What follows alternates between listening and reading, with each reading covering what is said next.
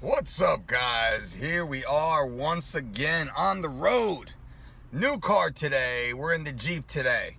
It's a beautiful overcast day, and I wanted to pop the tops and drive around, get a little wind blowing in my hair. But this is a test, a beta test for the camera. So I had to configure a new setup. The Land Rover, very easy. The Range Rover, no problem. The Suburban, easy to set the camera up. The Jeep, much harder. Much harder. I know you guys joke around a little bit about the different cars that we're in, but the car should suit the day. That's my belief. And it's always nice to have you as a partner driving along with me. So we'll take the beach route. The topic, though, there's a few different topics. I was thinking this morning about what to talk about. We could always talk about the health and fitness, and I did a video yesterday you should check out on carb-fueled fat loss. But today I wanted to talk a little bit more about the business side of MMA, and specifically what UFC strawweight Paige Vanzant has recently said about her UFC salary and why she is fighting out the last fight on her contract. You see, Paige Vanzant, I think she's had, is it 6 fights in the UFC? She's been in the UFC for quite some time, for 6 years. 19 years old, she got her first fight. She's 25 now. And she was a fresh-faced it girl in the UFC, or that's the way they marketed her. They really utilized her good looks. And not to say that they downplayed her fighting ability, but it was really more about her Hollywood looks. Paige Vanzant is a savage. She's a badass fighter. And she's had some good fights, and she's had some good wins, and she's had some good losses against some really tough athletes. She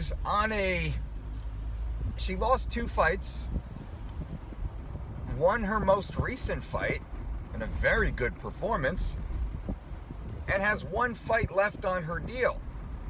And what Paige said is that the UFC is not willing to pay her what she is truly worth from a commodity perspective. They're not willing to respect the value she brings to the table as a high-class athlete and an entertainer, an ambassador, an it girl. And she's got a really good point there. Now, when you're negotiating with the UFC, you got to understand, the UFC, they make the rules, baby. The UFC's in charge. This camera's moving just a little bit on us. We'll see if we can fix it. I'm not going to get too worried about that. So you really have to make a compelling case to the UFC as to why they should be paying you more money. And Paige's decision to fight out her contract and fight it out with a dominant victory, that'll go a long way to stating her case. If she is unsuccessful in fighting out her contract, she most likely will have lots of options because she's only 25 years old.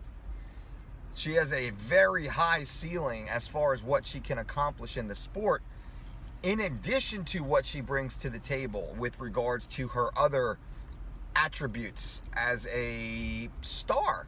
I think we could say Paige Vanzant is a bona fide star. So Paige's last fight, she made $41,000 to show, $41,000 to win. And she says, hey, like, I don't feel the UFC is respecting my true value. When the UFC brought in Greg Hardy was a former NFL football player. He was released from the league, I believe, allegedly, due to domestic abuse allegations. And the UFC picked him up. I believe he fought his way through Dana White's Contender Series, got a win, they signed him. Greg Hardy makes $75,000 to show and $75,000 to win. That's nearly twice what Paige Vanzant is making. Paige Vanzant has been in the league for 6 years. Greg Hardy hasn't been in the league for 1 year. In that, she has a very strong case. Paige Vanzant has a tremendous amount of social media followers and influence as compared to what Greg Hardy has. Looking at every viable metric, Paige Vanzant is more valuable than Greg Hardy. There's other athletes who came through the UFC system, like a CM Punk, who came from the WWE world. CM Punk came into the UFC. His first fight, he made $500,000. Think about that. $500,000. That's more than 10 times what Paige Vanzant made after fighting in the UFC for 6 years. Remember, Paige is getting 42 to show and 42 to win. Ben Askren, who came over as the champion from ONE FC, well, Ben came over with not a lot of fanfare other than the industry insiders, not much outside of the sport. And Ben came in, he made $300,000 when he beat Robbie Lawler. I think it was somewhere around 200 to show and 100 to win, in that zone. So once again, Paige Vanzant makes a very good case at her true value. And I don't know what the UFC's first offer was with her new contract, because again, she's on her last fight of her old contract. Were they willing to match Greg Hardy money? Were they willing to come up to Ben Askren money? I don't know. It would be interesting to hear that. But it definitely sounds like, in hearing Paige speak on the Ariel Helwani show, she was not happy with the offers that came through. They were very far away from what she felt her value was and what the UFC wanted to offer in value. And she's choosing to fight out her contract. You see a lot of athletes doing that these days. And why is that? Well, they're doing it because now there's a few more options. Bellator is a viable option in the United States, paying similar money, in many cases paying more money. I believe when Ben Henderson left the UFC, he stepped into a Bellator contract that was worth nearly $1 million over a 4-fight deal. The UFC wasn't even close to that. I believe the UFC was coming in closer to 100,000 or so to show and 100,000 or so to win. I believe in Bellator he was able to get a no-cut contract, which means regardless if he lost all of his fights, he was still guaranteed another fight. This is allegedly, I don't have the paperwork in front of me, but I know people very close to the deal that they told me that. Bellator's paying some of their top athletes, their headliners, $300,000 flat. That's $300,000 to show up and fight. Could Paige Vanzant get a very similar deal inside Bellator? I'd say most likely. Paige is probably going to get a guaranteed 6-figure show and a guaranteed 6-figure win. Most likely, if she has good management, they're going to try and stack the show money. What does that mean? That means instead of 150 to show, 150 to win, I want 250 to show, 50 to win. I want that guarantee in case I have a Cecil Peoples or an Adelaide Bird sitting ringside judging my fights. In case for some reason I slip on a banana and something bad happens and I lose in a fluke event. There's no reason why a bad judge or, you know, a once in a while mishap should cost me 50% of my earnings. And I would assume that's what Paige's management will do. So we could say that Paige is very likely worth that Ben Henderson style money. she should be looking towards a $1 million payday over a 4-fight or so deal. A deal that can scale. Now, those deals are hard to come by. And those deals might not be deserved by all the athletes who think they deserve them.